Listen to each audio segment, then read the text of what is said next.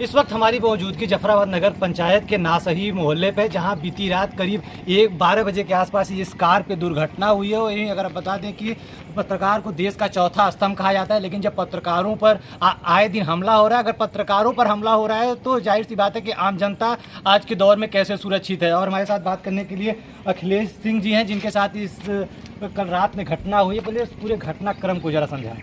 जी, मैं रात को एक फंक्शन पार्टी से एक मेरे मित्र आए हुए हैं, उनके यहाँ से लाडनपुर से मैं लौट रहा था करीब 10:30 बजे। तो जफराबाद कस्बे में एक पान की दुकान पे वहाँ पे मैं रुका तो कुछ आपसी मजाक हो रहा था। उसमें सरफराज, डॉक्टर सरफराज यहाँ के चेयरमैन पति हैं, उनका एक समर्थक था। वो हमारी बात पे आपत्ति करते हुए हमसे बहस करने लगा। तो फिर कुछ देर बाद वो चला गया और डॉक्टर सरफराज के साथ एक रिजवान नाम करके लड़का है, वो लोग आए और मेरे साथ बदतमीजी और बदसलूकी हाथ-टाक करने लगे। हालांकि उस समय जफराबाद कस्बे पे तैनात 2 सिपाही आए, मौके पर समझा बुझा के हटा दिए। हम लोगों ने भी इस बात को हमने अवॉइड कर दिया। मैं घर जाने लगा। फिर रात में अचानक घर से रास्ते के बीच में जो है ये बाईपास है, बाईपास के पास यहाँ 4 लड़के सुनियोजित तरीके से हमारा इंतज़ार कर रहे थे और वो डॉक्टर सरफराज के साहब पे ही मेरे ऊपर उन्होंने हमला कर दिया, मेरे गाड़ी पे पथराव कर दिया। और संजोग अच्छा था, मैं रुका नहीं, उनके हाथ में हथियार भी था।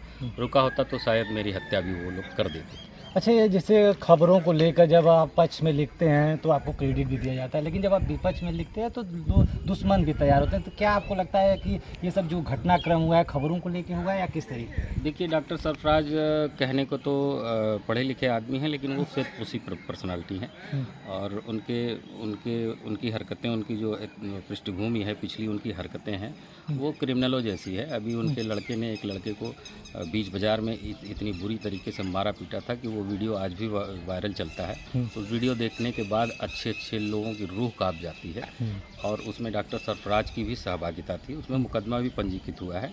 और इसके 2 महीना पहले एक हमारे मित्र हैं विवेक सिंह पत्रकार जी, उन्होंने इनके खिलाफ कुछ लिखा था। तो उनको भी जान से मारने के लिए 2 लड़कों को इन्होंने पल्सर बाइक से भेजा था। वो लोग धमकी उनके दे के गए थे। तो इनके अंदर ये बात रहती है, पर जैसे हम भी हैं, हम पत्रकार हैं, पक्षकार नहीं हो सकते।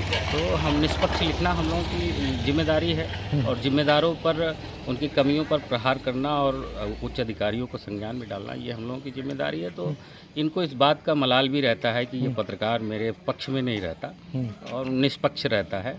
तो इस बात को लेके हमसे हमेशा उनकी खुन्नस वो खाए रहते हैं। फिलहाल ये खुन्नस खाना उनके लिए अच्छी बात नहीं है।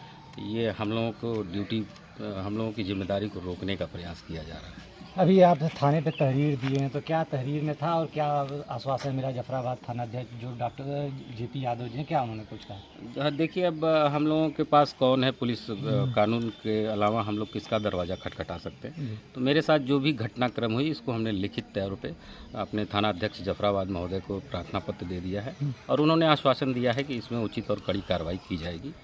और मैं आग्रह करूंगा कि ऐसे नेताओं के खिलाफ कड़ी कार्रवाई होनी चाहिए।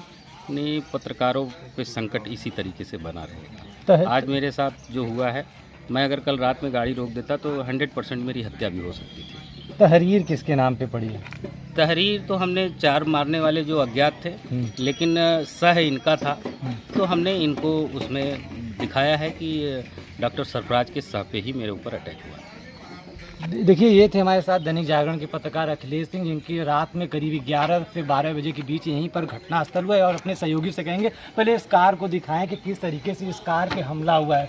देखिए यार, इस पूरे गाड़ी का शीशा पूरा फूट गया और संजोग अच्छा था कि इस पूरी घटना में अभी कोई कार को तो घायल हुआ है, लेकिन कोई हताहत नहीं हुई है। वीडियो जर्नलिस्ट अभिषेक तिवारी के साथ मैं शरद सिंह जौनपुर।